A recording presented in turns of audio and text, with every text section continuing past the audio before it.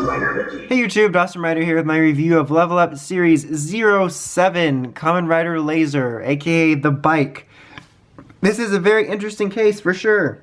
I mean, just to start off with the fact that this bike is actually a character.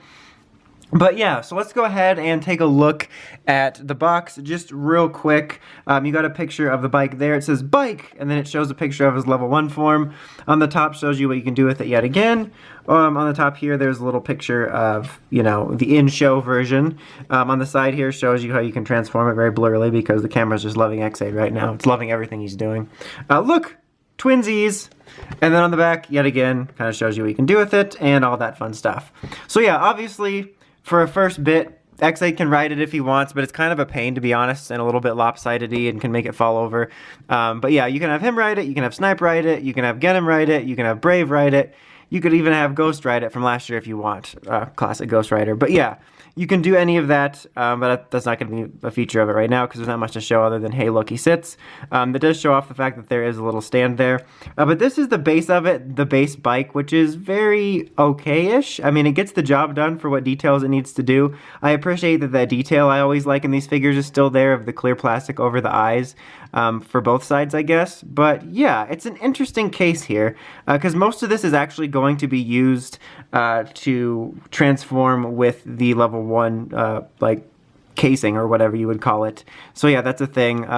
This moved because of the transformation. But yeah, it's interesting. I think he's very fine. That sounded nope. But I mean, like, as far as like just a display thing, I think this does a decent job, basically just like the others in terms of having solid details, but he's not the best, honestly, for displaying as a bike for some reason. Maybe it's just me, but I just don't find it to be quite as, I don't know, useful, if that makes any sense. Probably doesn't. Right up here actually is his driver, which is kind of interesting. It's very flat, but it's like the same exact base colors as the standard figures. Alright, but so yeah, he does carry the same gimmick as the others where he can't access his level 1 form, albeit it's a bit weirder.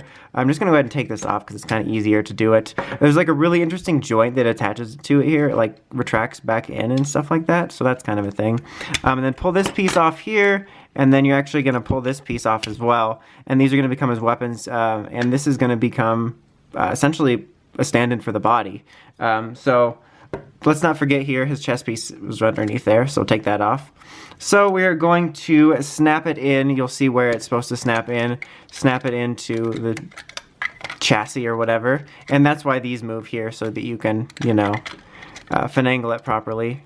And I just kind of find it easier to do it without having the head on, unless that's the way you're supposed to do it, and that's why it's easier, but that's why I'm not keeping the head on there. But so yeah, do that. You can sort of move those around however you want. Push this up front. There's a little, like, solid piece there that slides right in here into this slat. Let's actually snap it on and pull this down as well so that it's not looking crazy. Okay.